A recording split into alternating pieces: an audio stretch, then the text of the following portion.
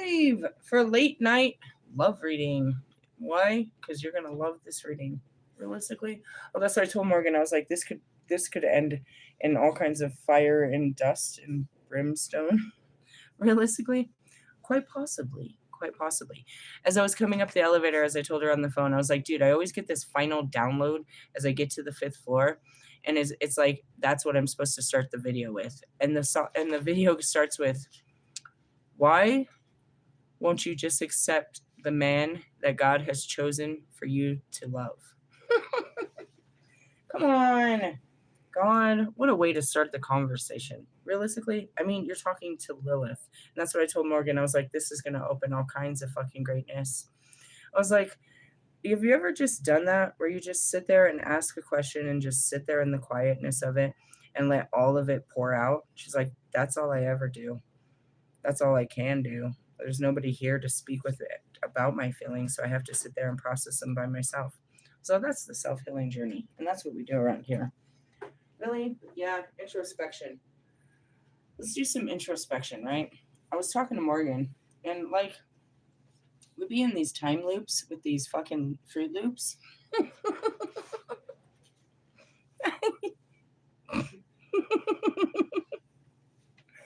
Sorry.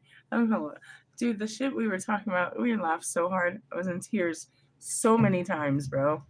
So many times. We were talking about my twin flames. And she's like, and I was talking about all of them. And I was like, and then I talked to Russ, and she's like, Russ is like the Bud Bundy of the group. And I fucking died, dude. I fucking died so hard. I was like, would it mean anything if I told you he had a good personality?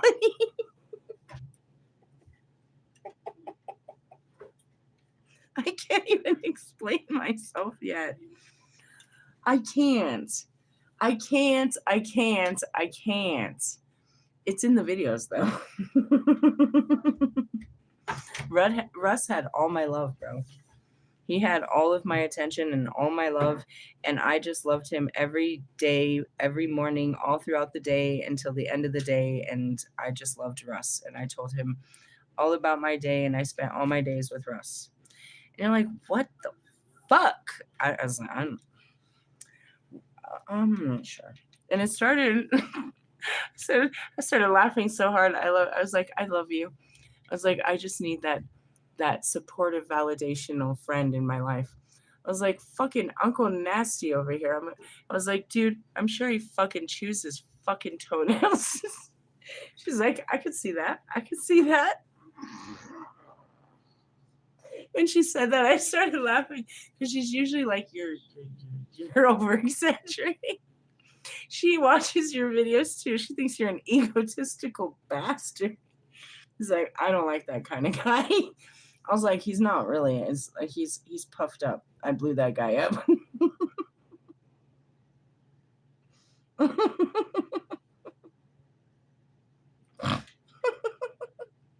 I was telling her about my timelines and what's going on in my fucking twin flame fucking journey. I was like, and then something, I was like, and then Allie, I was like, and Allie's the only one that has any balls around here. So who's Allie? I was like, oh my God. I started laughing. I was like, if you think Russ is this Bud Bundy, what do you mean, Allie? I was like, I was just trying to describe you, Allie. I was like, Allie's like that very expensive, fluffy cat in the commercials that eats the really expensive canned food. She starts labeling the fucking canned foods. We were having a good old time. Really, this fucking twin flame journey, bro. I swear to you. And we were talking about it. And I was like, hey, bro. I know because I'm talking about Wolfman. I told her, I was like, this is what happens, bro. I haven't submitted to this. And if I don't submit, I'm forced into full submission. Realistically, yeah. I can't give in. I get the free will of not really giving into this experience, but my free will when it comes to him is being ripped away. If I don't give in of my own free will, then I lose my free will. And that's what I was trying to tell her. I've seen many images of him in my future, but you look at him in the present, you're like, oh man. That can't be my future.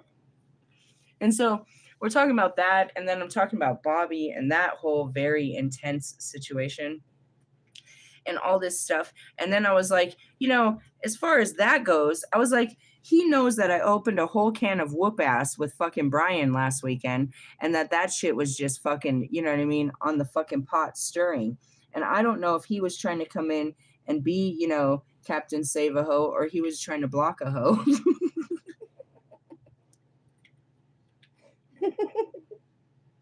Really, we're having some great girl talk about this unbelievable experience called my twin flame journey. And realistically, it's bursting at the seams here.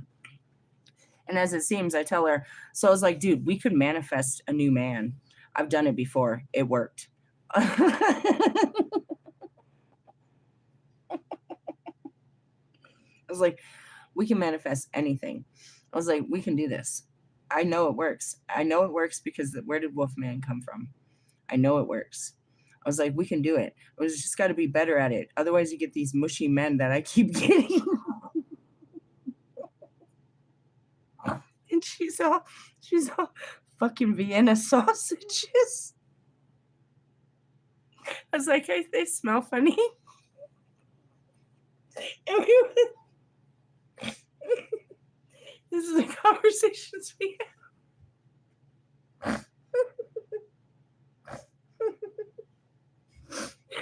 She said the best thing ever, and I wrote it down, and I can't coin it, but fucking Russ, if you try, I'm gonna fucking, dude, it'll be the last coin you ever get.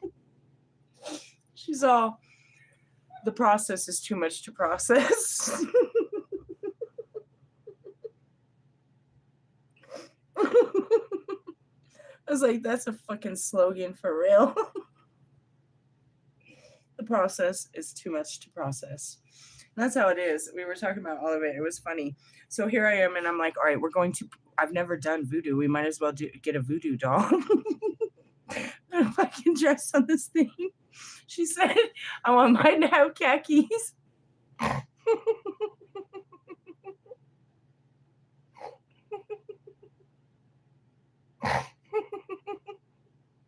And we started playing dress up in our head.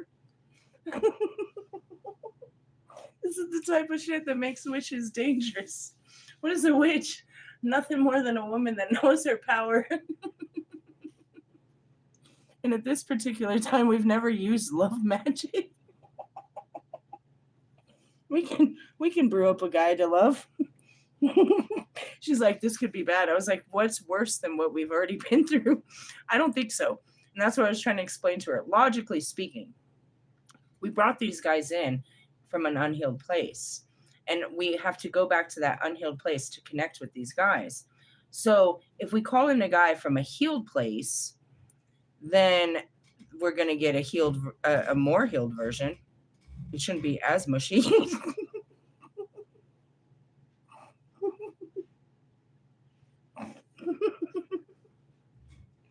That's what I said, right?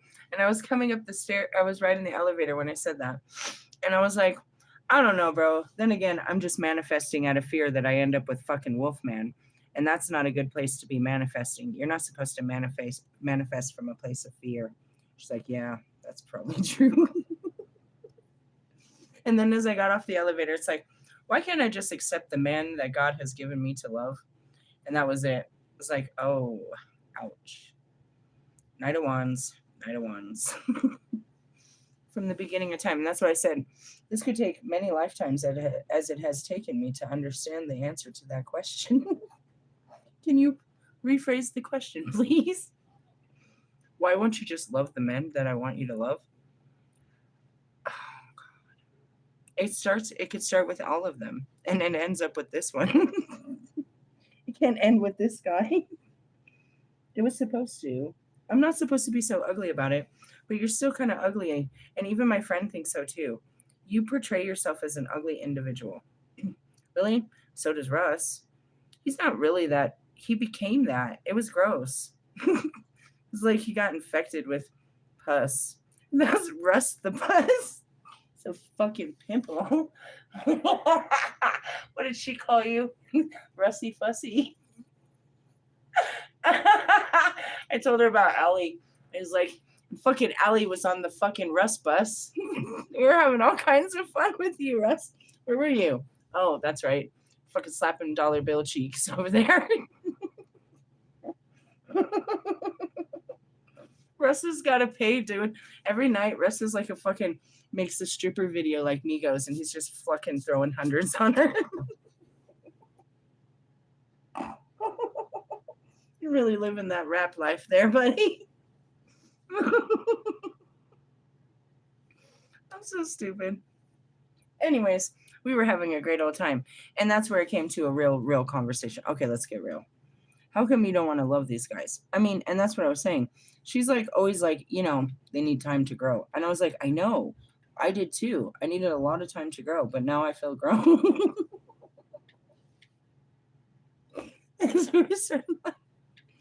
I was like, it's going to take time, and I can't be hateful that they're not, you know, they're not matured yet. So she's like, so what are we manifesting? She's just down with it. She sees the magic. She wants to be part of it. Yeah, I want some. I want one. Realistically, she's not satisfied with her current situation that she's stuck in. There's this saying, supposedly, and we might have to put this saying to use, is to get over one, you have to get on top of another. I haven't tested this theory. There might be some science in here that we can work with. Bring out the sex magic book. Realistically, I mean, I could do it. I could call in someone. I could. And I posted that earlier. I was like, I only fucking love who he tells me to, and only forcibly. And then I really started laughing at Morgan. I was like, it was Metatron this time. I don't even know who it was last time, but I remember I was in the parking lot. Same thing. God said I need to compromise and talk to you. He wants me to show you some love. Who was it this time? Fucking Metatron. Last time it was fucking Buddha. The whole fucking universe is trying to get me to come show you some fucking love. You wanted me to love you? I was like, do you know I'm calling you Fred Flintstone nowadays? You don't give a shit. I told you it's gotta be crazy to deal with me. Realistically, fucking universe. That's where it is. I'm like, don't make me do this with Wolfman. They haven't yet, but they showed me this fucking calling and this fucking bullshit. And they're like, we're going to prepare you for this bullshit. And I don't know if I'm getting out or getting ready for the bullshit. But realistically, I'm like, I'm either digging a grave or I'm not really sure what's happening here. Realistically, if I don't fucking go into union, I'm going into union with this guy. And that was, I told Mark, I'm like right at the beginning, like, somebody save me. Twin Flame, save me from this guy. And I told her, she doesn't know shit. I was like, he's Hades from another life. She's like, dude, I could totally see that. I could totally see that. This isn't me too. This is, what are you talking about? Fucking Uncle Nasty. We're like, he's the type of person to put his hands in between your fucking thighs, right in your vagina, and then smell it. That's that guy. That's nasty. Are you sure of it? Why do you think he puts the girls on his back seat? That's nasty. It's nasty. We're having a great time. We're fun. We're a fun pair. Not at all man-hating at all. We're trying to manifest. This is what you give us to work with. I am working with more than she is. But it still ain't much. And then I go back to Brian. Brian left my ass on scene today. I see you. You don't want to talk about the ring? I was telling her about that one. I was like, that's an awkward one. I was like, that one's real awkward.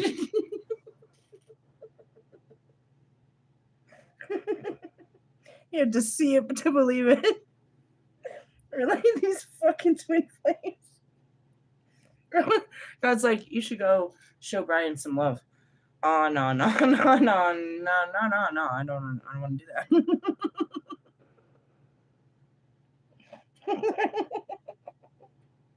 There is no sign of Brian with a ring in all of history. I get in his DMs and now there's a video that he's married. This goes back to Mike Stud. I accused him of being gay. And he came out married. I don't know what I'm doing to these guys, dude. I'm just trying to love them. Really? Yeah. Anyways, so the whole question is like, why can't you just love the one that God has chosen for you?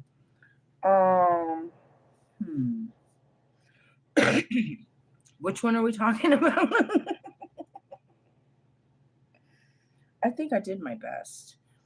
Realistically, I mean, what happened with Ali? That was more. What happened with Ali? Well, he's just a little too soft and squishy. Realistically, I need more of a.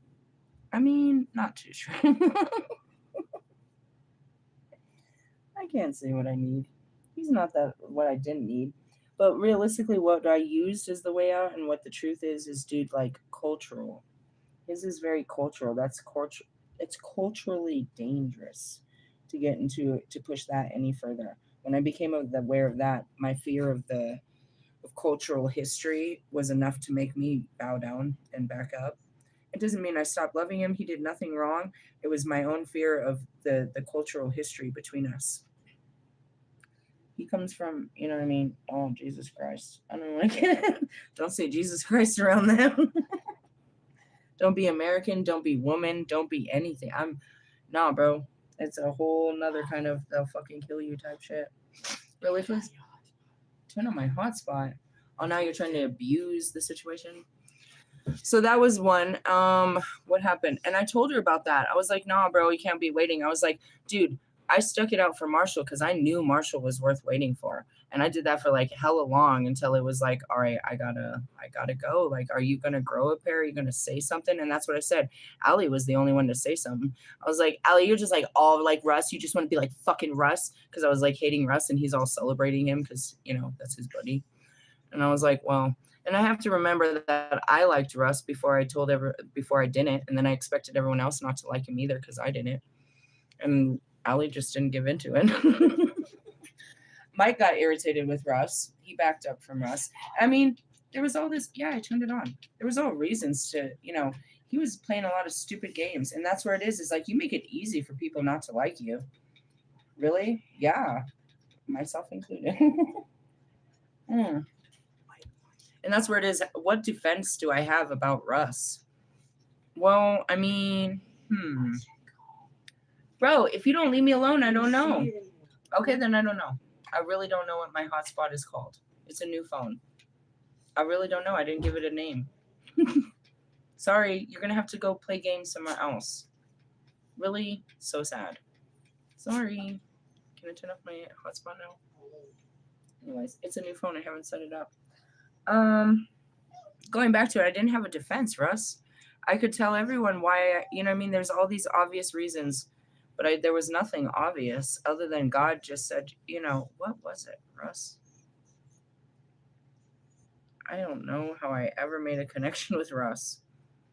Oh, no, but I love him for the whole thing. And that's really what it is. It's like, well, whatever. I'm not really sure. We're here. Here we are. Siege. Going back to the whole twin flame thing, that's where I was like, well, we can manifest anything. And that's where, I don't know. Why didn't it work? Why don't I just give in? I think I do until something happens. And I'm like looking at it. It's like, what happens? Probably me.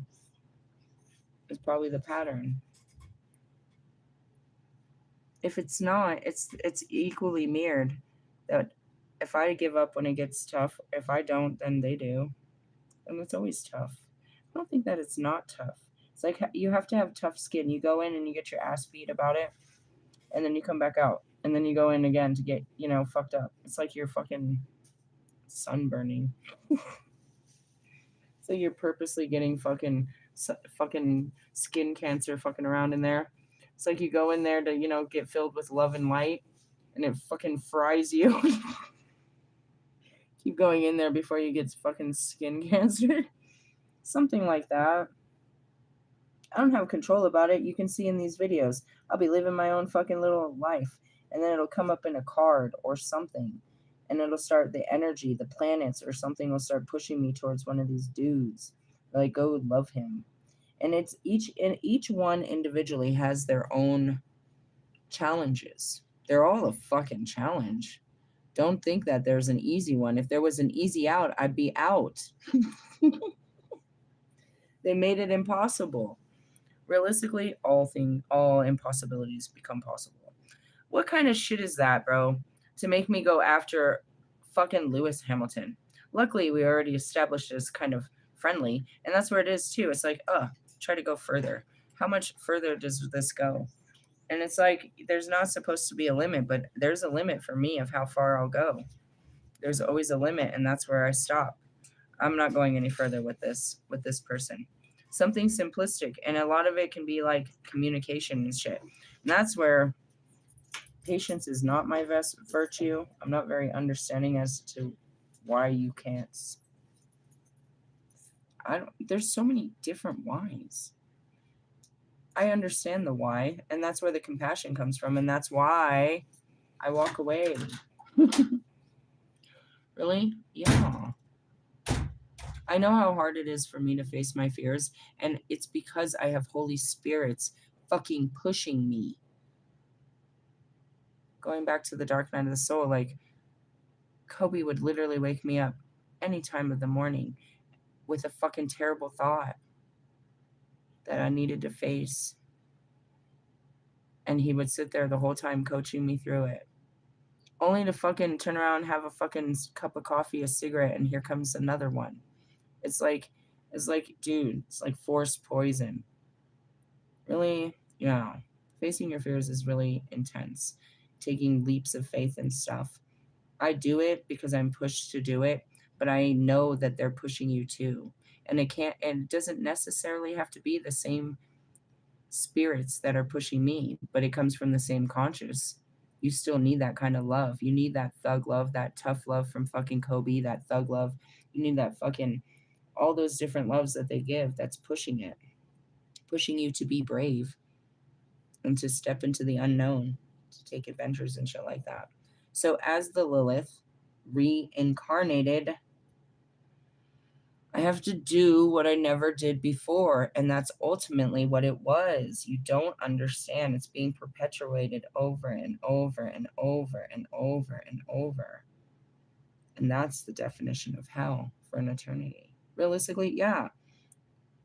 Would any of these stories ever exist if I would have just loved the man that he told me to love in the way that the man told me to love him? Realistically, sexually. It all came to sex, bro. You don't get it. The whole fucking story in the garden was about sex. Submission. And I wasn't submitting to it, so I left it. I left him over sex. Really? Yes. I left the whole human spirits for that. And that's it. So I was cursed. I was only made to, that was my whole purpose, was to show this man love, to be this man's loving this. And because I didn't, he had to make him another. And so there's stories about how many times he tried to make a fucking before he made the right Eve. Ugh, they kept coming out really terrible. These doppelgangers were terrible. Realistically, yeah, he couldn't make it again. It's like a masterpiece. You can't repaint the same picture twice, no matter how hard you try. You can't. You can't paint by numbers. You can't Van Gogh by numbers. You can't really. So the only thing he could do was take a piece of Adam, because Adam and Lilith were made of the same thing. Realistically, I think what he did, though, is he took fucking Adam's heart and put it in her. Maybe not the rib.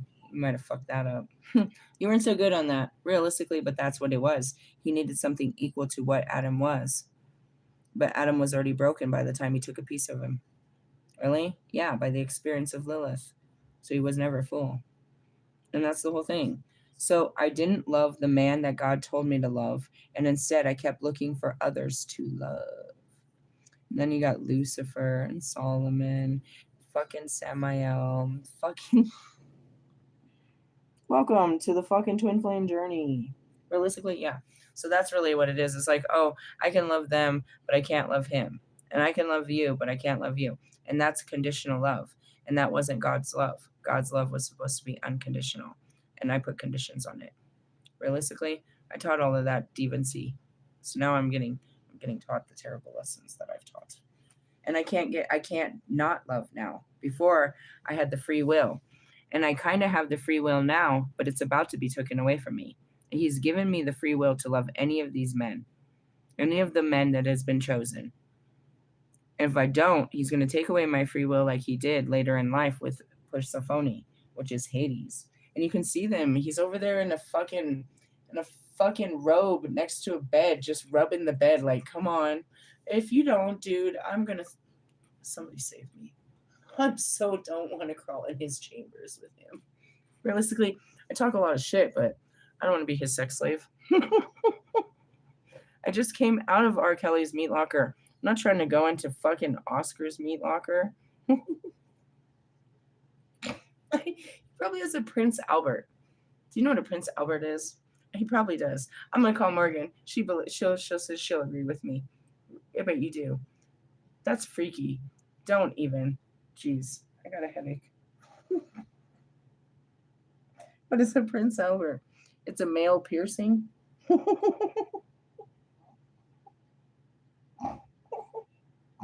Oh God, he's scary. Everything about that dude scares me. It's like, fuck. Ron Jeremy, he's scary. I gotta get out of this thing. Really? So that goes back to the question. You want to love this guy or you want to love that guy? Oh, fuck. I better love somebody. And then I'm with Morgan. I was like, hey, maybe we should brew up a new guy real quick and see how this works. It could work. There's a lot of great energy. And I was so down for it. And then I was like, wait a minute. I think I'm doing this out of fear. I was like, oh, man. You know I'm not lying, bro. You know that you have some very uncomfortable behaviors. I don't want to give in. I don't want to enable those behaviors, bro. You need to correct that. And that's why they gave you a sexually abused fucking victim that you can't do any of those sexual crimes anymore. It's like, you can't do that to her. Nope, you're not doing that to me. No leather and ties and fucking...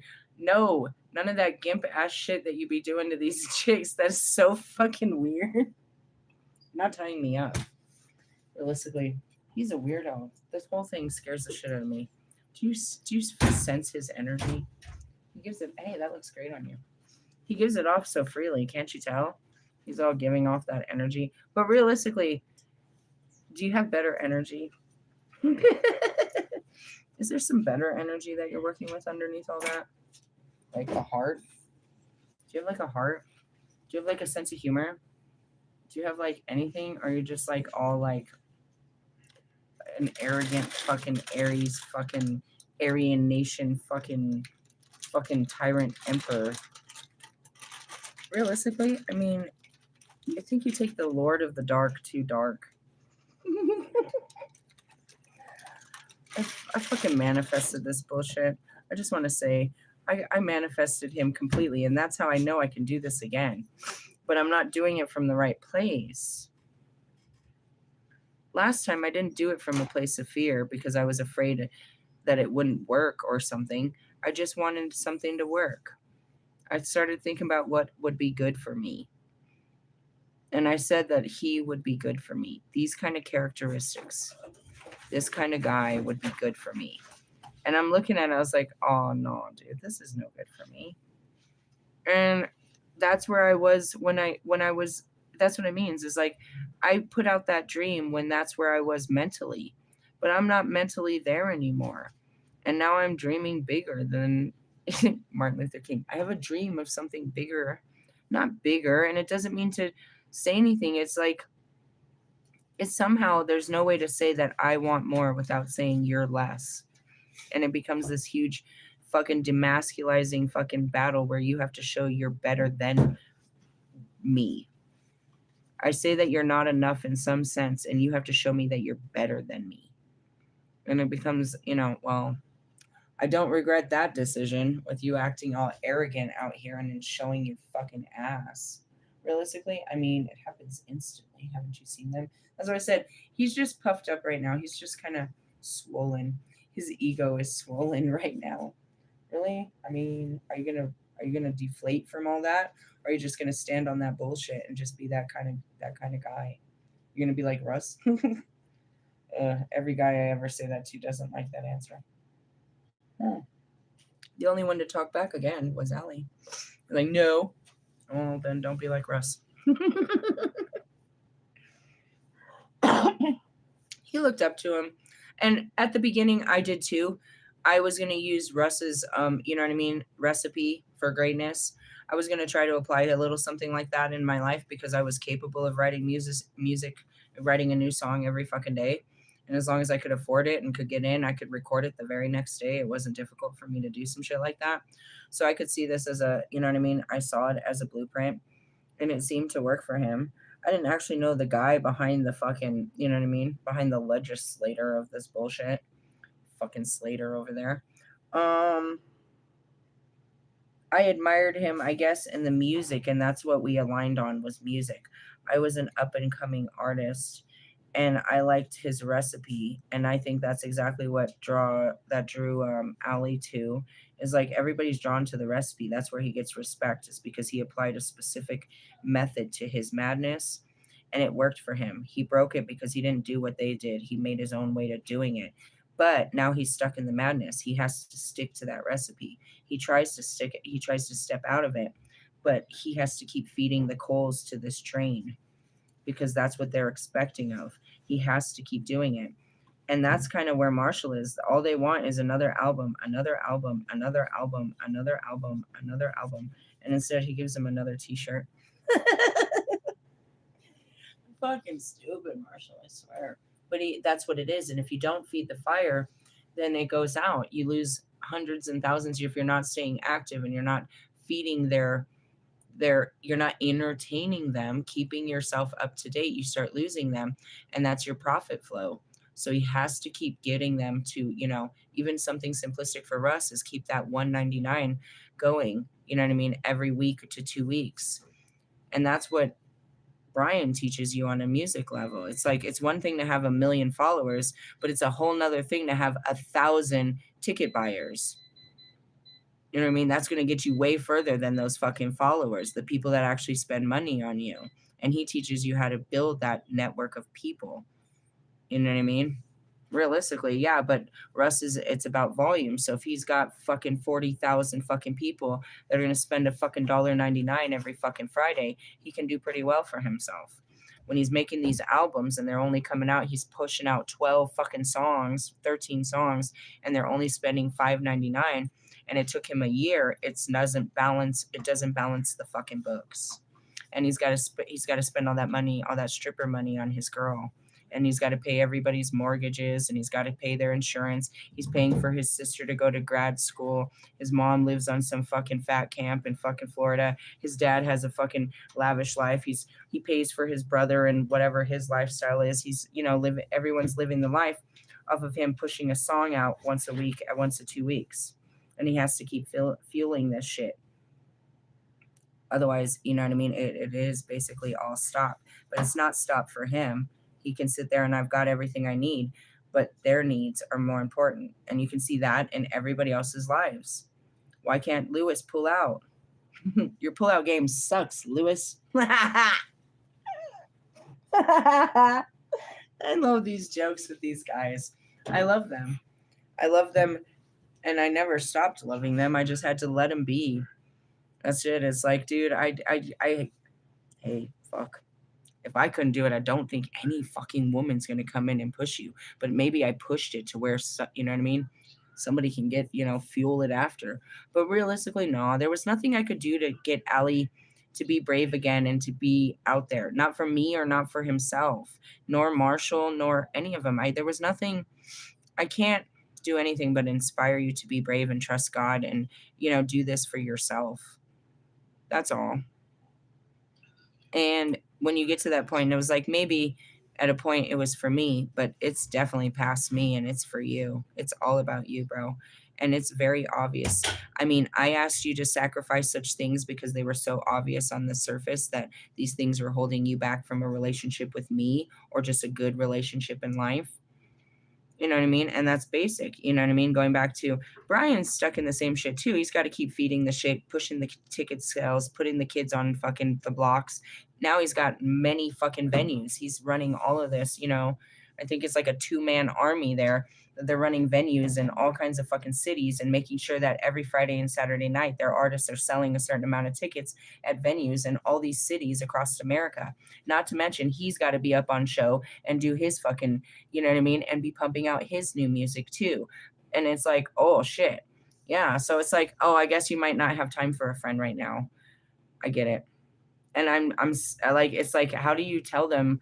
Like, we can literally see them just, with the 7 dwarfs just whistling while they work, while they're in there fucking, digging holes for themselves. And it goes back to fucking Fred Flintstone over there. He's laughed about it. Really, yeah, it's like super funny. It's like, I guess if that's what you want to do, and that's what I'm trying to tell you. I'm a hustler. And it's not about money, bro. There's many ways to make money. It's about fucking happiness. We did what we had to do to survive. Now we do what we want to do to thrive. That's the difference, bro. Enough surviving. It's about thriving. It's not about, you know what I mean? Fuck. Success isn't a number. It's a feeling. It's an expression, dude. It's like I'm thriving. Not because my business is doing good, not because my health is good, but because, I'm thriving, bro. Life is good. Really? Yeah. I don't got to worry about tomorrow and I ain't got to worry about the shit of yesterday.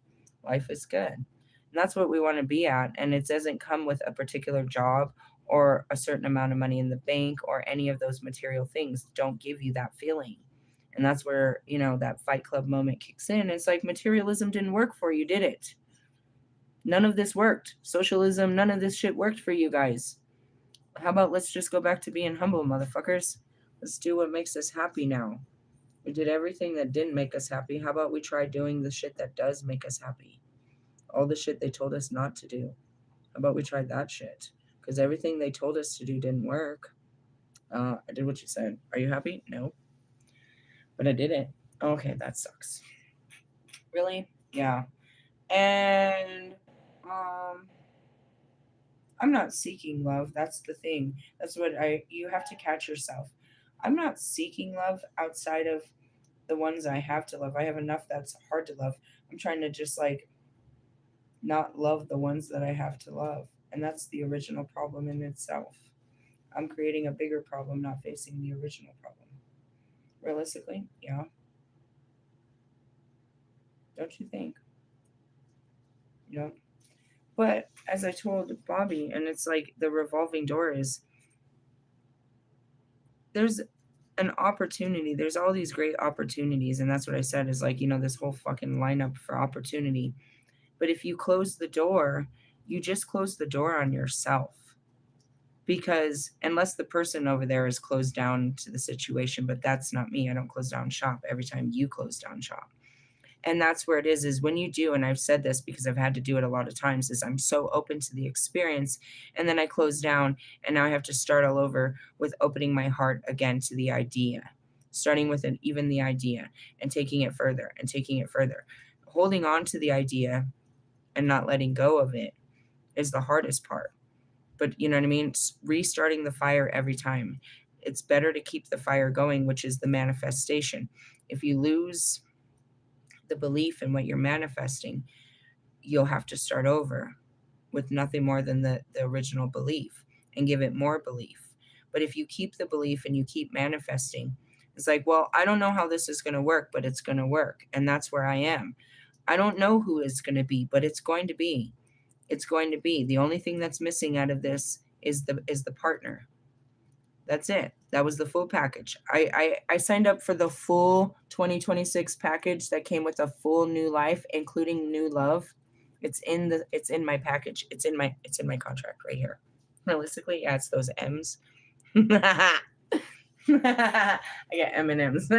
Just kidding. His palms are sweaty. Just kidding. I was gonna make fun of him again. Yeah, I was gonna make fun of him again. Oh, it's the guy from Fortnite.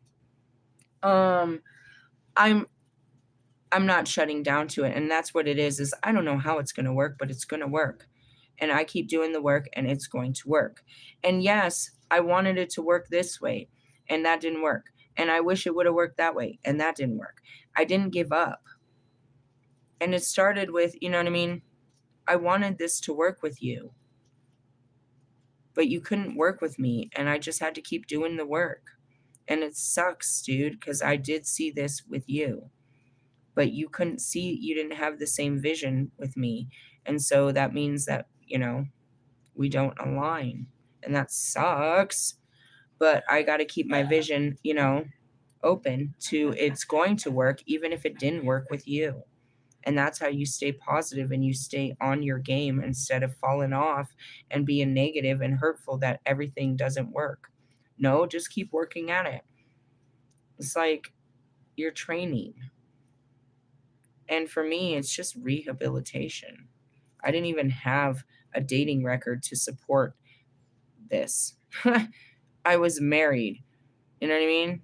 Like from fucking 16 to 20 some shit. I had like a 10-year break of, breakout, and I got, kind of a little wild.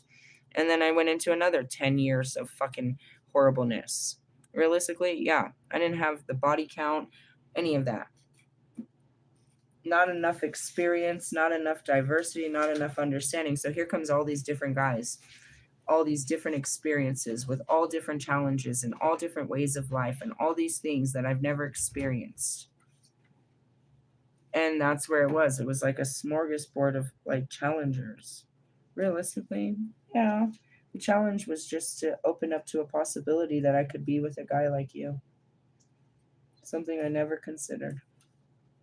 And in the consideration of that, all I had to face was all my fears. And that's what makes this extremely difficult. But going through it and then pursuing it in the solar plexus energy of confidence that I am worthy or deserving of love from anybody and a guy like you.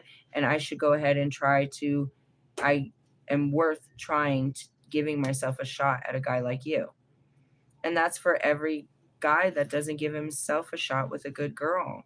You think that she's too good for you and she's above you and she would never talk to you. Women have some of that shit going too. And even some of that, like, it's like, there's some of that. And just the evolution, you put myself, my rawest version of myself, and Lewis Hamilton in a room, and the Holy Spirit says, go talk to him. I'm not going to talk to him. Go talk to him. He's going to love you. Bro, I mean, he doesn't even know girls like me. No, I'm not going to talk to him. No, go talk to him. And that's where it is. It's this intuitive nudge. No, you need to talk to him. Oh God, down the tree. Hell nah. Nah. No. Hell no. I sat there. They had me on a mental lockdown for a whole week because I just sat there like, no way. No way. No way. No way. No way. No way? For real, no way, bro. Ellie, no way, bro. He's in his 20s, bro. No way, bro. Isn't he a lovely man, though? Isn't he kind? Do you think it was comforting.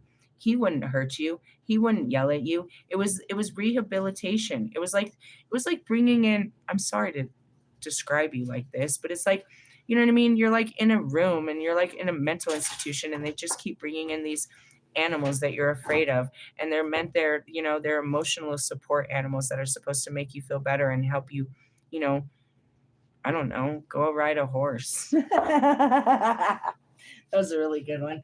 I like how that ended. Realistically, I mean, how does it begin? I want a piece of that. That smells delicious. My son's over here with the pizza all the time. So that's where it was. It's like Allie made me less fearful. Brian makes me less fearful. Other of them, you know what I mean? It's like, go talk to Marshall. I'm not talking to Marshall. Not like that. I'll talk to him like this, but not like that. No, go try. No. No, go try. No. He doesn't even date women. Most of them, I said they were gay. I'm sure he's gay. He's gay. He's gay, bro. I'm not talking to a gay man. I'm 100,000% fucking pretty sure. I'm all pretty sure that Mike Stud is gay on the Stud Ranch. I expressed this in the very beginning with Russ, and I never switched up on that. There has been no evidence ever to support any other reason for not believing that. Now, I casted that on Allie because he was very supportive of his homeboys, and all he has is homeboys, and it's all about homeboys. Then I forget he's like a young dude that plays fucking video games and eats Mr. Beast bars, and they don't really talk to girls. Clearly, his music identifies that. So, in the essence, I didn't really want to be there, you know, giving the boys juice boxes and fucking Hot Pockets. And I didn't want to play that role. But in the same sense, it was like, I could love a guy like Ali. He's not too scary to love. Until I realized, oh, Jesus Christ. Your parents aren't going to like me. And then I find out you're cultural. I was like, no. And so we moved on from that. And that's really what it is. Really? They're like, go talk to this. Oh, God. And that's what they'll do the whole time. I'll be sitting there. You should reach out to them. You should say hi. You should say something. Just say something. Just say something. Just say something. And I'm like laying there with the pillow over my head, and I'm trying to go to sleep. And then I wake up. Hey, you should reach out to them. No, you should reach out. No, you should reach. No. And I'm telling you, by the time I've gotten in your DMs, I've literally exhausted this. I'm exhausted. And that's what I was laughing about, Bobby. Metatron told me to talk to you. I'm not even going to fight this anymore. I was like, I slapped my book down and was like, fuck. What did you say to him yesterday? What are you going to have to apologize for today? Fuck. It was like, and you fuck. He said the same thing. And I was like, and you remember what you said about Wolfman? He's like, I'm not sure he's a real person. I was like, I know, right? See what I mean? You're over the top. Really? We're watching you.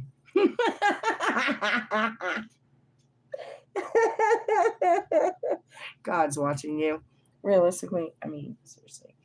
And I think we're all in agreement that we think you chew your toenails. Anybody that just disagrees, just exit the room. Really, I'm not trying to make fun of you. And that's what I told her. I was like, you know, underneath it all, he's hiding it, dude. He's a fucking Chicano from San Diego, bro. He's hiding it. He's hiding the very essence. If he was true to what he was, I would have fell for it. He's trying to pretend like he's better than what he is. And I don't like that. And that's exactly what happened with Russ. I liked Russ because Russ was just humble. I love Logic because of that. Logic is just so vulnerable and humility. He came out with this. He's like, look, I have fucking wrinkles and thinning hair, and I like it. I was like, look, I'm getting old, and I like it.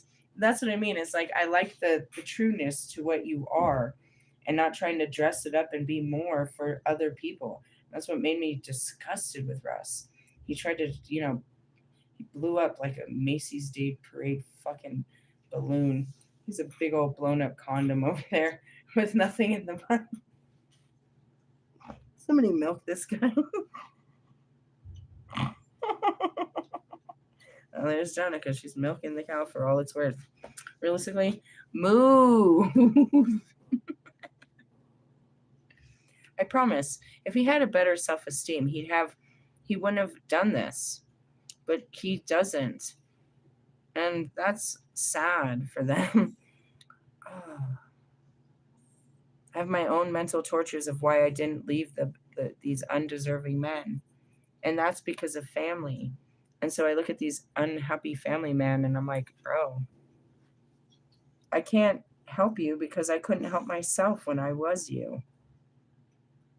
Nobody could talk any sense into me either. Nobody could get me out of the situation I put myself in. It was only until it got miserable enough that I had to break myself out. And so I be trying. And that's what I'm yelling at you. I see myself suffering in you. And it's like this savior mentality where I want to break you out of what I was already in, because I never really got out of it. I had to endure it. I had to endure all those contracts of hell. Really? Yeah. I didn't get out of them. Not really. I mean, and that's what I look back. It's like, what if I didn't, bro? What if I didn't? What if I didn't, bro? What if I didn't go against it? And I stuck with that fucking douchebag. I stayed married on paper. And that was enough to make me stay, I mean, honest and true. I wasn't cheating or anything. I wasn't searching for other men, even though he never lived in my house and wasn't being my husband or anything. I just stayed loyal to the fucking idea of this fucking constitution. What if I never broke free from that, bro? I would have never had a music career. I would have never done any of that, bro. Never. Nothing. And that's where it is. It's like, I can't speak for you guys, but I know I made the right decisions. And they were the hardest decisions of my life. And I shame myself for not having the strength to make them sooner. But I can't, I do shame you a lot for not making the same decisions, because the longer you suffer, they're just hard decisions to break free of contracts we've put on ourselves that are really just weighing us down. Simple shit, you know what I mean? Like when God tries to get me to quit a job, it's like, it's done. No, I should hold on to it. And that's just loyalty, integrity, you know what I mean? Belief, you know what I mean? Morality. There's nothing really. You don't owe this job. And that was going back to Pac and Muhammad Ali and Kobe that time. The first time I had to quit a job. They're like, you owe them nothing. And it's something like that. It's like, when you run your own business, it's something different. But when you're just there as, paid hands, and that's what it is too, is like they pay the good money, you know what I mean, for hard workers, because realistically, they work you to death. You're going to die doing this job. They're going to take all your life out of this job. How much is your life worth for an hour? And how many hours of your life are they taking every week? Realistically, that's what I'm saying. There's got to be another way, and that's what I'm trying to show you, is we have to either humble ourselves or find better ways to become rich. And that doesn't even sound right. It's just becoming more humble to the fact, not trying to keep up, not trying to impress, not trying to overdo it. And if you're not trying to do that and you're just trying to, get through it like everyone else, then first off, you're eliminating all of that fucking stress. And by that, you have more freedom. People that make good money don't work less hours. Just because, you know what I mean? Like Russ works twice as hard as everybody else and makes less money. Well, I mean, he makes more money than we do, but he puts in more time. And that's really what it is. It's like the idea of making more money would make sense if you're putting in less hours, but you're still putting in, it's like you're putting in more hours. If you think about it, if we're looking at wages and time, and that's what I said, going back to my services, what would I charge for my time? My time is priceless. The question is what is the result of this? What is the service I offer? What is that worth? Fucking priceless. So what price would I give it? It's only affordable to those that have good money. It didn't seem right. But if I put a small price on it, then it seems like I have no value. I'm just out here doing house cleanings for $35 an hour, or $35 a house. That's like fucking literally house cleaning. Really though. So it's like, no, there's no price for this because you couldn't afford it. And the truth of the matter, and that's how it was, you couldn't afford to proposition a witch to come into your life. Realistically, no. And that's the servant of God, and that's what sets me apart. I do this for God. I do this for God. You're his people, and I serve his people. And I don't have to like the people that, I don't like to have to like all his people. I just have to give the right service, equal service to all people. And that's what equality is about.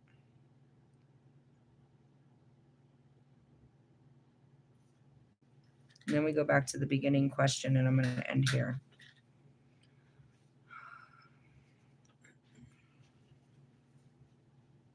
It's like I could write lifetime books on this, but I still don't have the answer. Why don't you just love the one that I've given you to love? I could sit here and you could put either one. You could put either man in front of me, and I can just say the same answer. It's impossible to love this man. Is it? Am I wrong to say that? Is this me? Or is it really there's so many barriers in front of you that make this difficult for myself and any other woman, that any other woman could stand in front of you and have this same perception?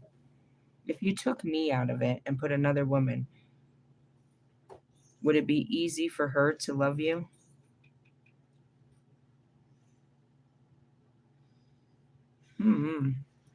Not really sure, but that was the question that hit me. And it's like, you just want to love someone else. I mean, we want to love someone of our choosing, but then we go out there and we choose someone to love and it doesn't work out either. And that's what I was talking with Morgan. I could do this. But that's what I mean, the perfect example. I brought in fucking Wolfman instead of just loving one or all of the men I did have. I wanted someone new to love. And then it's like it didn't become any easier, it became more difficult. And it's like if I didn't learn how to love those men, I wasn't going to know how to love this one. And in essence, I'm going to repeat everything with those men with this man. Really? Oh, man. Really? I mean, they're all a version of them of each other, don't you think? They all have these highlighted trailer park qualities to them. So disrespectful to you guys, I know. Just making jokes. You guys all have some serious mental issues. Not to say that I don't, but to think that I'm, what I mean, so mentally evolved to deal with your mental issues without going mental with you is crazy. You're making me mental. Just being around you brings my makes me mentally retarded. I don't know if you're allowed to say that. I'm referring to myself. If that's not allowed to be said, I called myself that. Realistically, I mean, like, I'm fine. And then until you come around, and then I'm all mental, and you're playing mental games, and you're being mental. And this is all as mentally stimulating as this is. It's very distracting. Is this going somewhere? Or we're just playing mind games right here. I feel like there's a lot of that going on. And for me being the psychic, it's like at some point I see through it, and I'm like, all right, that was a fun game. It's like I start seeing through the fucking mask on my face. All of a sudden, I can finally see what's out there, and the Marco Polo game doesn't work anymore. Really, really.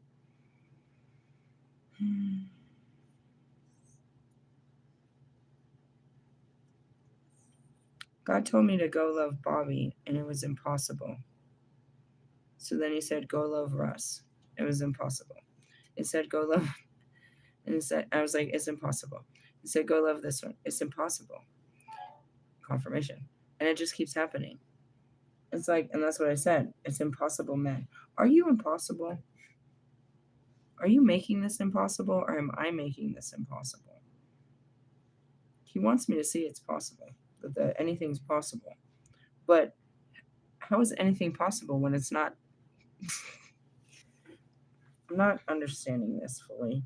It's hurting my head. But I'm trying to break this code. Why? Because it's important. Otherwise, I'm going to just do what I always did. And then we're going to end up right here next year talking about what am I going to do with all these men again? God. I guess I always said it only took one of them. Any one could be the one.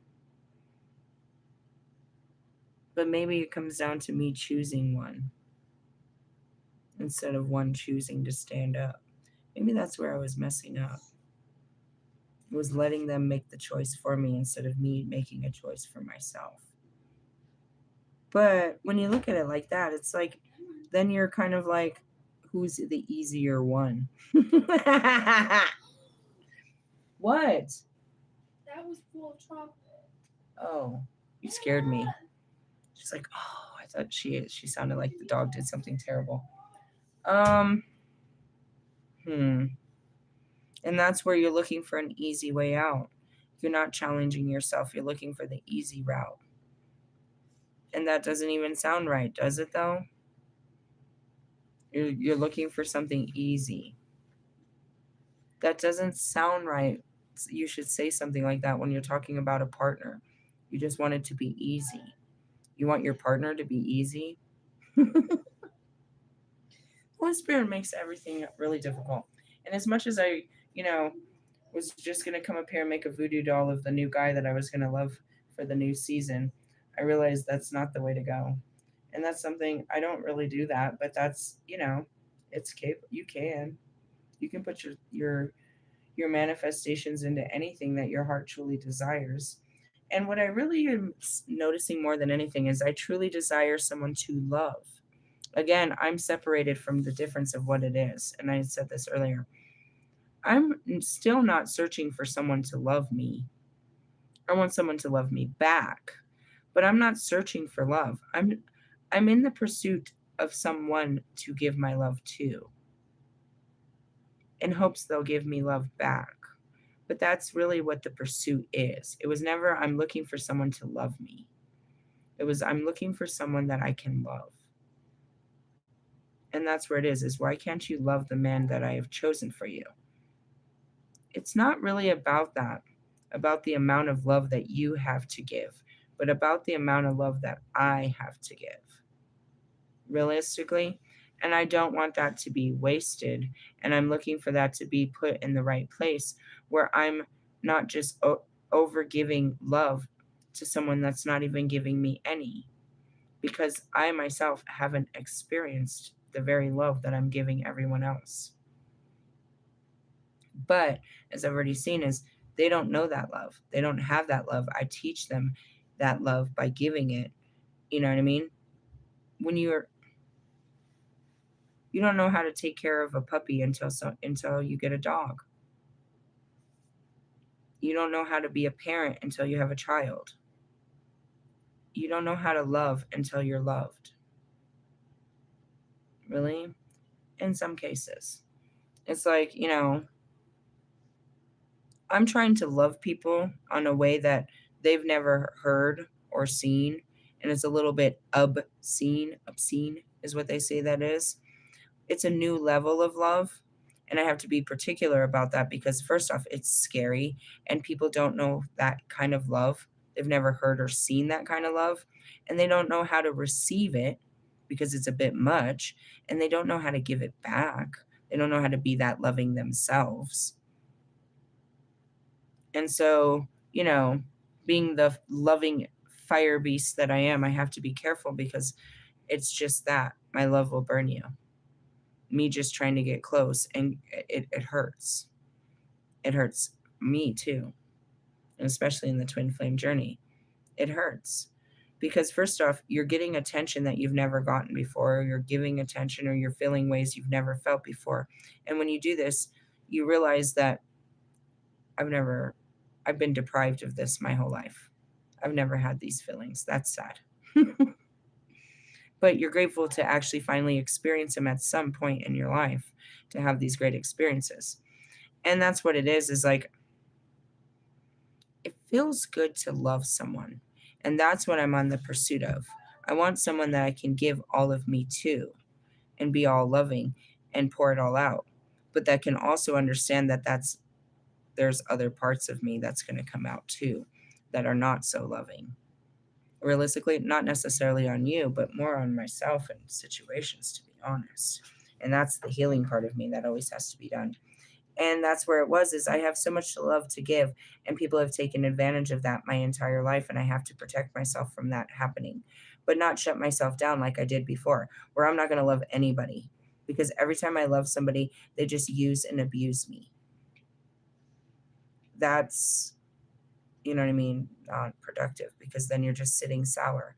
You have so much love to give and no one to love. We'll get a cat. And then you end up like a cat lady, like you love your cats and that's it. And that's kind of weird. I don't even really like cats. I have a bunch of dogs though. Who let the dogs out? Realistically, I can't speak for all of you, but I can speak about that in the twin flame journey. It's not something of your choosing. And that's where I was like, do you think I could choose someone to put this love on? Like I could choose it? Do you think I have the free will choice to choose someone of my own? And that's where that post came from. You think I could choose somebody rather than God choosing someone? I don't think so.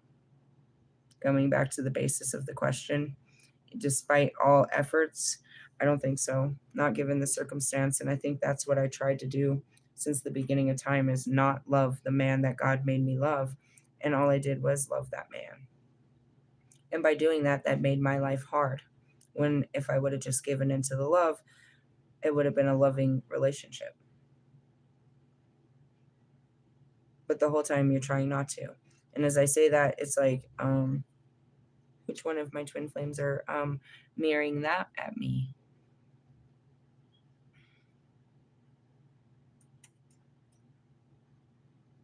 Nobody ever gave in like I gave in. And it changed me and the person on the other side. Me giving that much love, letting it flow out of me towards a person, and that person receiving it filled them with love. And I was filled with love just giving it, feeling safe to give it. It felt good to love somebody. And that's what you guys don't get. You're waiting for someone to love you, but it really feels good to love somebody. When you're filled with love, that's a different feeling. I guess you don't know it because you're depleted and you need love. And I mean, all of mine comes from the Holy Spirit, to be honest. Like, where does all this love come from if nobody loves you? God. And I have a lot of love for myself. The more I discover about myself, the more respect I have for myself, the more I love myself. I don't know how I got here. And I learned these stories about myself. I was like, damn, you're a bad motherfucker, bro. You've done some crazy shit. You are incredible. As you're discovering me through my stories, I get to tell you the discovery of who I was in this life. And I have so much respect and love for myself and so much forgiveness and understanding. The love comes from within. I love myself for everything that everyone else didn't love about me. Really? Yeah, and that's integrating your shadow. The parts that people made you hate about yourself, you learn to respect and have, love for. I hated my fucking life in fucking San Diego. I hated being part of drugs. I hated that. I didn't want anyone to know that was my life. I hated it. But now I can go back and tell you these badass stories of me when I was fucking 15 through fucking 19 and I was running with cartels and I was doing crazy shit with the fucking gang members and doing fucking unbelievable shit all over the US with the fucking Jamaicans and all this crazy shit. Yeah, I had a lot to hide for good reasoning. I wasn't proud of it. But it was a story and it was me and that was brave and that was me. I was a little girl doing grown man things. And though I don't want nobody to know what I was out there doing, that's crazy. Going back to, you know what I mean, finding out I was a stripper, that's crazy. I hated my body for so long to know that there was a time in my body that I loved it enough that I wanted to show it off. I hide my body. To know that at one point in my life, I was brave enough to not hide it and I was actually showing it, that's unreal. I cannot believe that. That is so fucking wild. Like, to have that kind of mindset, like, I can do this and I'm going to do this and this is what I'm going to do. I'm going to go out there and be a fucking stripper. What the fuck? That's crazy. That's crazy. And these stories, and it's like, dude, I have these memories. They're hidden in me. I can see me doing this. Like, it's really happened. And I have the timelines and fucking, it really happened. I just didn't remember it. And it's a discovery. And it's like, at first, it's real shameful. And it's like, oh my God. That was me. And then the more I realize who I was, the more I'm like, damn, you're just a fucking crazy chick. And how can you not love these stories? Which is just me. A part of me I don't know that I hid. And it's like, I can see why I hid this. Yeah, this makes sense why I would be ashamed of this, but I don't have to be ashamed. And that's where I love myself. And, and that's why I'm not ashamed of you and whatever you're going through. I can have all forgiveness for people in their shameful acts. This is like, oh shit, the shit I've done. The shit I've done, the shit I've seen, the people that I hung out with, and the shit they've done. I can forgive you. We're all forgiven. So says God. We just need to be better people, dude. That's all it's okay. We were in some weird places in our lives and have done some really fucking fucked up shit. All of us have. And that's where I come to terms with it. I've come to terms with the past. And that's where all the love comes. And when you don't hate yourself and you're not hiding yourself and you're not, you know what I mean? You're more about you're not afraid to show yourself. You're more loving towards yourself. You get out there and you get more excited about getting close again. You're not like people aren't going to like me or, you know what I mean?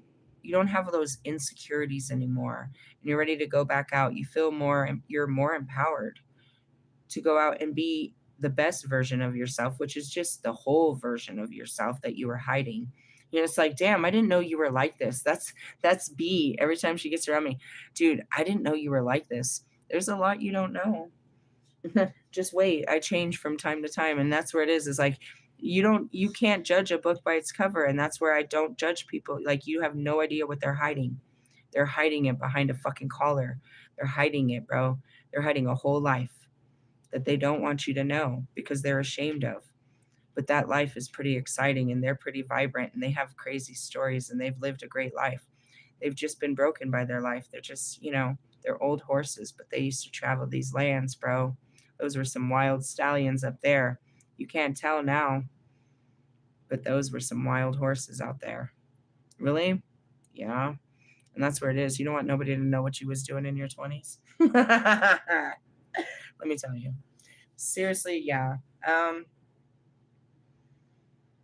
So going back to it is like I wasn't searching for love. I found enough love for myself and I found all that. And when I had enough love, it was more like, all right, now go try to love someone. Try to go give that love to someone. Try to go be loving towards someone. Try to flirt. Try to get close to someone. It's always something simple. Even with Brian, just try to be his friend. It could have started there, but they probably would have pushed it further. It would have just been a gateway for something further because they're always trying to push me to go harder and get closer. Get closer. I don't really get too close with people, dude. I'll get so close, but then, that's about as close as we get. And he's always trying to get me closer. And that's what happened in that last weekend. It was about closeness and community. He showed me that I do like this and I want more of this. And that was, being with Bobby. I do like this and I want more of this. But I have to fight myself to go into these experiences that I don't think I want to do, only to go in and find out I do like this. I do want to do this. I do like green eggs and ham. I do, Sam I am. Realistically, it's something like that. It's like you put up this whole fight and then you realize it wasn't worth the fight. You probably should have just gave in. And that's where it is. I didn't want to give in to loving Bobby in the beginning. I just wanted to make it go away. I didn't want to give in to loving anybody because I was afraid to love anybody. It's not that I didn't have love to give. I was afraid of losing myself by loving someone else because I had seen that's what happened to me before. It's not that I didn't have love to give. I just held it back. I didn't want to get close to people. I didn't want to get hurt. I was still hurt. I just didn't. And that's how I still am sometimes. My hurt part comes up and it's like I don't want to get close to people. I'm still sensitive. I have those days where I need to, I'm really healed, but then I still need those days where I need my isolation. I need my space. It's good until it feels bad. And I don't want to get to the place where it feels bad, but sometimes it does. It's like too much is too much. it starts feeling like too much. I can't take it. This is too much. Really? Yeah, and it's a lot of rehabilitation for myself. And it looks kind of on the outside, it looks like you're not looking so good on this. Hey bro, I'm doing real good. Real good. If wait till you see those old videos. I wasn't giving in to any of this. I wasn't it was a lot. So for me to be able to put a card down and pick up the phone, we're getting better. I'm getting better. And that's the submission. I'm getting there. But I don't want this to be like, damn, why? Because he's given me a bad view. I had no reason to fear you until you came out and started acting all weird. And now, like, even people outside of me they validate my fears. Yeah, he's coming off as a total douchebag. That guy looks like he looks violent. He looks controlling, possessive, obsessive. And that's because you're giving off those behaviors. And why are you? Because you are those. Where are they coming from, though? And that's just it. I was giving off a very bad vibe to people. And it's because that's really what my vibe was. It's like, no, I'm not doing that. No, you really are. But why? And that's where you realize, even Marshall, it's like, dude, you're giving off a vibe, bro. You're repelling people. You're purposely not wanting people so they're repelled by you. You're giving off a vibe. Really? Yeah. Wolfman, if I had to call it something, I would say it's like a Trump vibe, bro. You're giving off this Kanye vibe, bro. It's like a fucking know-it-all and a fucking dictator and a fucking, you know what I mean, a pompous asshole. And you raise your voice and you do all this shit. And you're like me, but on steroids. It's terrible. It's like watching myself. It's like, do I do that? Yeah, you kind of do in your readings. You start yelling at them too. I know, but I come from a place of actual fucking, I don't want to say that. That's kind of mean. I was like power, but I would say example, or you're just talking shit. How, with all due respect, Wolfman, how the fuck do you teach people to love people when all you do is date people? You have a woman that you have had in your hostel or hotels for at least the last month and a half, and you keep doing readings saying you're single. What kind of weird fucking conversation, what kind of weird contract do you guys have between each other? You'll post pictures on your Instagram of 2 plates at dinner, but you don't want no one to know because you're still playing the field. You want to give love advice as a single loving man. But you're not loving and you're not single. You're never single. And every single video you have, it always starts, you started with the Sagittarius. This is for my singles. And you start with, let's talk about the person that's in your mind. How can we be single if you're putting a man in our mind, or a woman, or somebody? You're putting the past into each video. Really? Yeah, you're trying to put an old lover on us. Why? Because you just keep sleeping with your old lovers. Where'd this girl come from?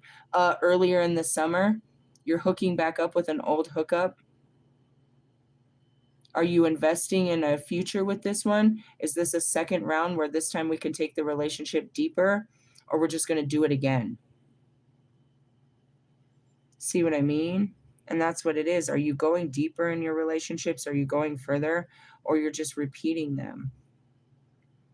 And that's what I had a real talk with Morgan about. Is like, despite what it looks on the surface, every time I meet up with Bobby, it goes deeper. And that's where it is like, we can dumb these guys down logically and look at this, and it's like, logically speaking, you're a fucking dickhead. And you're being a dickhead, and you're just a dickhead. And I can pull all of you out and say that. Logically speaking, Lewis, you're being a dickhead. Logically speaking, Marshall, you're being a dickhead. Logically speaking, you know what I mean? Logic, do you want to sit down and speak with the boys and tell them they're being dickheads? We can say that based on the evidence, you know what I mean, at hand. You guys are useless dickheads. And I have every reason to feel failure to this whole experience. 626, realistically, on the surface. And that's where you have to look below the surface, because the seeds grow, the roots grow way below the ground. On the surface, everyone tries to hold it up that that everything is good and they're holding their lives together, and they make everything look good on the surface. It's like, you look great on the outside, but you're fucking dying on the inside behind a beautiful smile. And that's Lewis. Marshall doesn't even try to smile. That's all of you. You look great on the outside, but your insides don't look so good. Really? Yeah.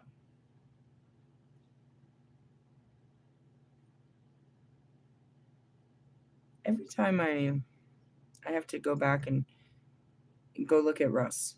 Okay. It goes deeper. We go deeper and deeper into this bullshit. Every time that, you know what I mean, I circle back and we talk about Lewis, we go deeper and deeper. We go deeper into this every time, as far as we can go, and then we leave it alone until the next time, where we have to do more healing with each of them in different areas. And it's not just them, because through them, I'm taught and I teach the others, all of the onlookers. It's a healing team. But the serious part is none of us are healed. We're a team in healing. That's the ultimate thing. None of us are fucking healed. I'm a healer, but I'm not healed. I'm the leader of the healing process because I proceed through the healing process to teach you. I'm levels and levels and levels ahead of you, but it doesn't mean I've hit a healed place where, there's no unhealed version of me that hides inside of my being. And that's where we're always doing the discovery of what else are we hiding from ourselves. And that's where that question comes in, checking in with yourself, how you feel. You're hiding your feelings even from yourself, and you pour them out and you're like, wow.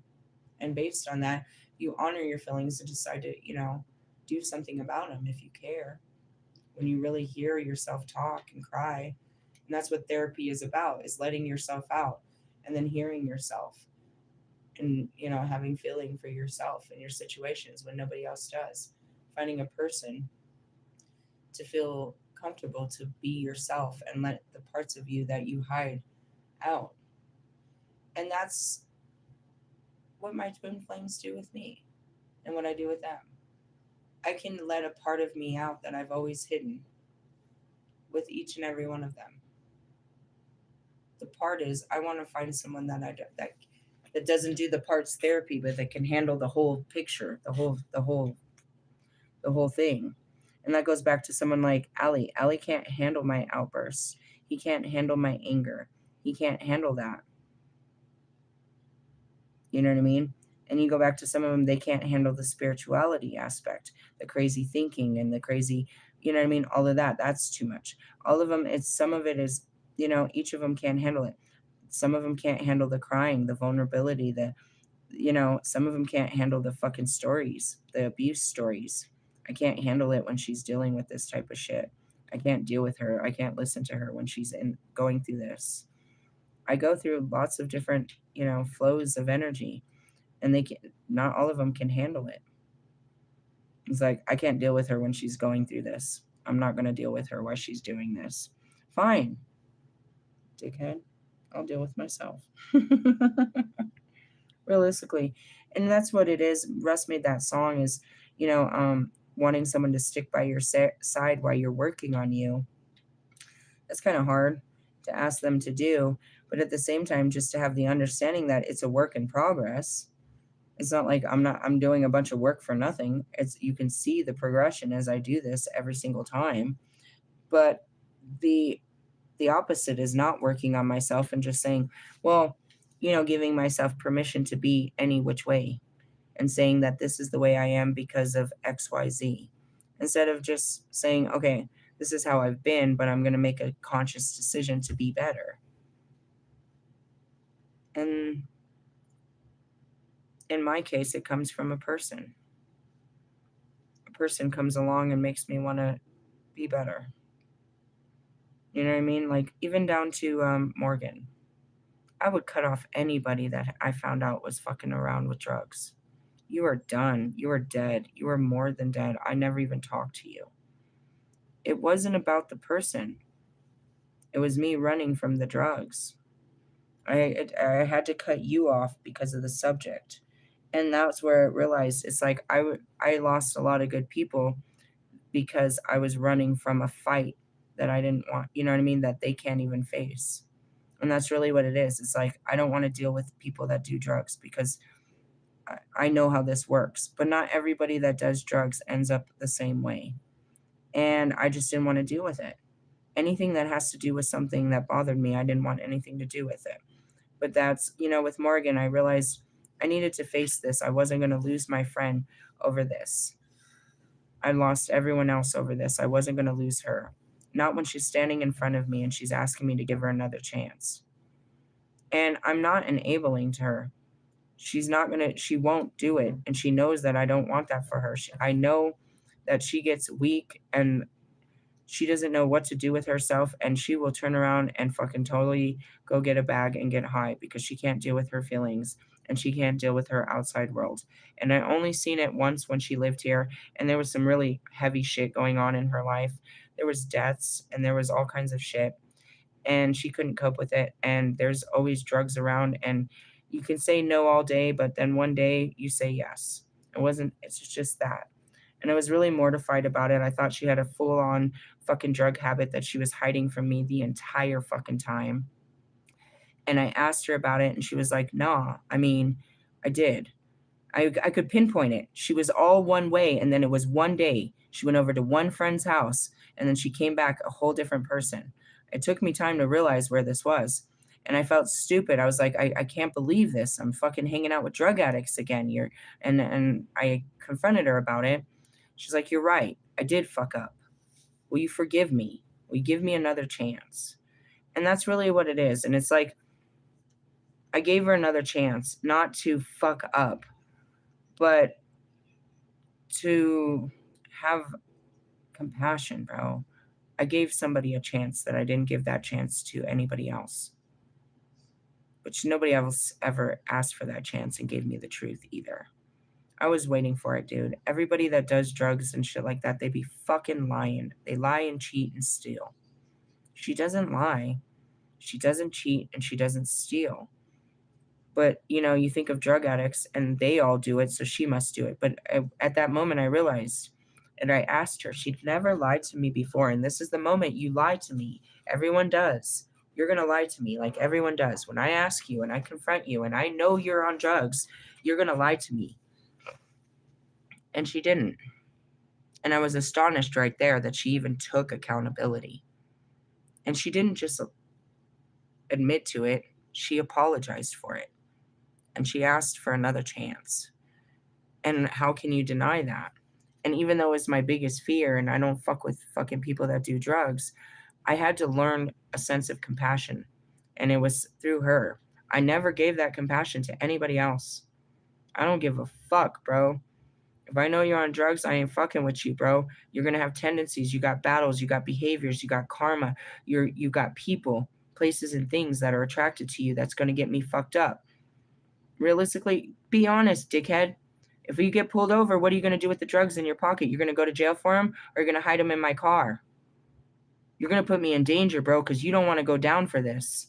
You don't even want to go down with your sickness, and you'll let anyone else go down for your sickness. And I'm not wrong to say that. I was a drug dealer. I know how drugs work. I grew up in drugs. I know it. I even did drugs myself. I've seen the behaviors. I know how this works. And I didn't want to be part of it. But the truth is everybody runs to that, maybe in the beginning for socialization, but it becomes their, as I called it, the coping mechanism. She called it the mood stabilizer. And I had to understand that, and I can't just cut off every person that can't deal with their feelings and their emotions and run to drugs, because they don't run to a doctor, which is going to do the same thing, put you on drugs. Trying to self-soothe yourself. You're trying to escape your feelings. I didn't have to do that. I had a mind that could forget everything. I didn't have to put drugs. I could just turn my mind off. So who's any better? Realistically, you're trying to get to where I was, where you could just make it all go away. So how can I hate you for that?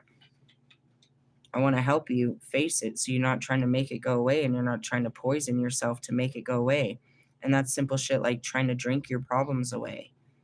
It's going to be the same problem tomorrow. All you're going to do is blow up your fucking liver, bro, and your kidneys. That's not helping the problem. It's making it worse. You're adding fucking literally fucking fuel to the fire. But that's where it is. And these people come along and they make you just change. I never did this before, but I'm going to try something new. I'm going to change. I'm going to break my own rules. I'm going to change my, very strict rules and try to be a little bit more understanding, a little bit more compassionate, a little bit more brave. And that's where it comes from. It's an internal thing where, people come into your life and they push you to be a better person. It's like, the old me or anybody, I would have never done this for nobody else. I don't do this type of shit. And that's where your heart opens up. It opens up more to where you're more open. You're more open than you used to be. You're kinder. And that's Marshall and Lewis, and you can see them. They went through this, but it gets to a place where it's a lot. And he started opening up his heart and showing love and allowing people to get close. He had to get close to people to allow people to get close to him. He had to start going into, coming out and pushing himself. And that's rehabilitation, all of it. He spent how many years, as a fucking recluse? Fucking 20 years he's been missing, like just hiding in some place. And in the last how many years since the awakening, 2 years, you've seen more of him than you ever did since he was like young. You know what I mean? He just disappeared and you never saw him. And now he comes out and you see him. He's just like at all the games and shit. And that's rehabilitation. That's him doing things that he used to love that he no longer does because he was, he was fearful of. And doing new things that he's never done before. But it's fighting fears. Oh, I don't know how they're going to act. I don't know if they, you know what I mean? I don't know. All right, I'm going to go out there. And that's it. Tell yourself some good shit and go out there. Really? Yeah, let the people love you. And that was some rehabilitational shit too. It's like, just go out. Just be out. Just be part of life. Again, try to be brave. Try to be part of life. We all cut off from life, dude. Life was too hard. We don't want to go out there in life no more. We're going to go out there, do the very bare minimum, and get back before we get hurt by some shit. There's no way to live life. The only thing that hurts us is our feelings. We get our feelings hurt. We get butt hurt about a lot of shit. But we can get over it if we choose to. Realistically, yeah, you can really heal from anything you've been through. It's just a change in the mind. You can heal from this shit. And that's where it is like, I didn't even care. I wasn't even going to try. When I started to care about what I wanted, I didn't realize how hard it was going to be for me to try to do this again.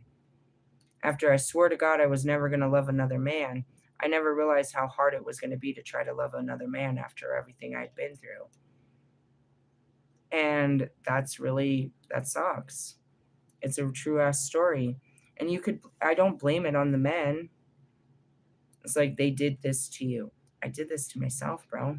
I gave them all power. I let them run my life. I let them step on me. They would do one thing and they'd get away with it, and they'd get away with more, and they'd get away with more, and they'd get away with more. And then you kind of see that pattern play out with the twin flames, where it's like the forgiveness is always there, dude. Realistically, it's like you just need one thing to hold them to the fire to. I can use any of these to hold you to the fire and end this forever. And that's what I mean. I could have ended it before. At any time. It only got worse and worse and worse and worse. And that was, you know what I mean? It's like Lewis. It's like, when are you going to give up? I'll never give up. Okay. You're getting your ass kicked. That does not look like a happy relationship. No, it's going to be all right. It's going to be all right. We're going to be all right. We're going to be all right. that shit was not all right, bro. And that's what you tell yourself, bro. You just tell yourself whatever you need to tell yourself to be in a not all right situation. And so that's what it is. It's like I didn't really blame them. I just blame myself because I didn't break free. It was that fucking R. Kelly moment, bro. I could have walked out. I could have. There was nothing stopping me. They weren't standing on top of me. They went to work, they left me, they did all kinds of things. I could have just left them, but I didn't. And that's why I'm like, I don't want to let that happen to me again. If I fall in love, I'm going to let terrible things happen to me, is how I see it. And that's why I'm scared of this. I don't want to let terrible things happen to me just because I want to love somebody. And yeah, terrible things just keep happening. It's not terrible. It's just these are terrible lessons. And it feels terrible. I'm not getting my ass beat. I'm not doing all that. I'm not getting played. I'm not any of that shit. But I have to relive those feelings through different experiences. I have to remember those experiences. Because there was a lot to learn in that. I didn't learn my lesson from that. And if I didn't, I'll have to re experience that to learn that terrible lessons. We only go through terrible experiences just to learn the lesson. Everybody's been cheated on. Why does that happen? To learn a terrible lesson? It's a lesson to all of us, for sure, realistically. And we all feel the same way when it happens. We just process it different. Most everybody has had that happen. Damn, I wonder if we ran a poll if anybody could say, no, I've never been cheated on. That would be amazing. That'd be a crazy story, right? That'd be in the Guinness Book of World Records if there was a person out there that hasn't been cheated on. Maybe it's an American thing again. But we've all had these shitty experiences. We've all been, you know what I mean, ghosted. We've been neglected. We've been embarrassed. We've been rejected. We've been betrayed. These things happen, bro, to every human being so that we can learn. It's part of character development. It's like a certain part of aging. Oh, they're going through puberty now. Make sure that they get heartbreak with their pimples. Really? I mean, when you're ready for it. And that's the new challenge. It's like a full life is a life that has been through all different types of life. That's you know what I mean? That's bloomed through all the seasons. Like Mr. Plum. You know what I mean? I think he lives till 100, right? He's got like, a couple 20 more years, 15, 20 more years before he dies. In his life, he has seen so much life. He has seen the change of time. Again, this was a white man in Texas, Denton, Texas, that watched the integration happen during his time. He saw it with his own eyes. The chilling books that we read about that they try to make into movies. He saw that. And just like us, you know what I mean? We saw COVID. We saw 9/11. We saw things in our time that nobody in any other time saw. Really? To live a long life. And these weren't good times. Mr. Plum lived through certain wars and he lived through the Depression and stuff. They were times, very difficult times for many people, but it was a time. They're not all great times. There's a lot of challenging times. Trials and tribulations that all people go through. To say that it's only an American thing, that's not true. All countries, all races go through these, character development phases of growth through their own cultural, ways and beliefs. We're all being put under the fire, you know what I mean? Pushed spiritually, emotionally, mentally, physically, you know what I mean? In all areas of our lives, no matter what kind of life you live. You can't live in India and you're not being emotionally, spiritually, and mentally pushed to the brinks. You're not enduring just happiness. There's no promised land where there's no suffering and there's no pain and there's no hardships. That doesn't exist yet. We're creating that land by eliminating, you know what I mean? Just that, the hardships. But we can't. We can't build the new world while this one's falling apart. We plant the seeds for it and we nurture it for as long as we can live. We pass the garden on to, to the new believers, and they keep it going. But if we keep believing what our parents believed, then we're just living an old generation. We're not evolving at all. We're not a new generation. We're just a watered down version of them. We were supposed to be a better version of them, a new, highly evolved version of them. We were their offspring. And we're supposed to, spring forward, do the things they couldn't do, use the skills they gave us and multiply them for ourselves and then even for the next generation. And that's how it's supposed to be. My kids are supposed to be better than me. They're supposed to get things right that I didn't get right. Stuff like that. You know what I mean? I hope to God I'm better than my fucking parents. Jesus Christ Almighty.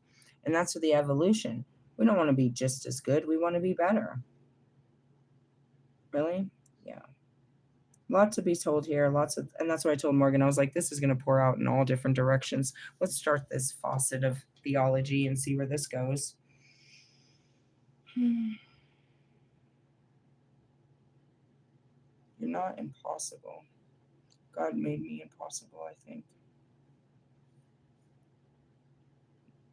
He made me possible of all things impossible, but at the same time made me impossible. Who's texting you so much? You're a very busy guy. Really? I don't think you're impossible. I think you think I'm impossible, but that's just a mirror on the wall. And nothing's impossible. It's not impossible. You just have to do the work to make it possible. And I'm not talking to you, Lewis, and your 8-time world championship. Quit trying to manipulate my words to fucking fit your sickness. Yeah, see? She's telling me to keep going. No, I'm not. Don't try to lie to yourself. I didn't say that. I told you a million times to quit. Don't try to use these words to, you know what I mean? To enable you in your sickness. That's not what that means. Really? Yeah. Hey, I love you guys. I'll catch you for some Saturn Day energy. I don't know. I gotta go hang out with Mr. Rogers and do fucking laundry in the morning. We'll see what the day brings. It's a beautiful day in the neighborhood. Won't you be my neighbor is what I heard. Hey, love you. Laters. Bye-bye now.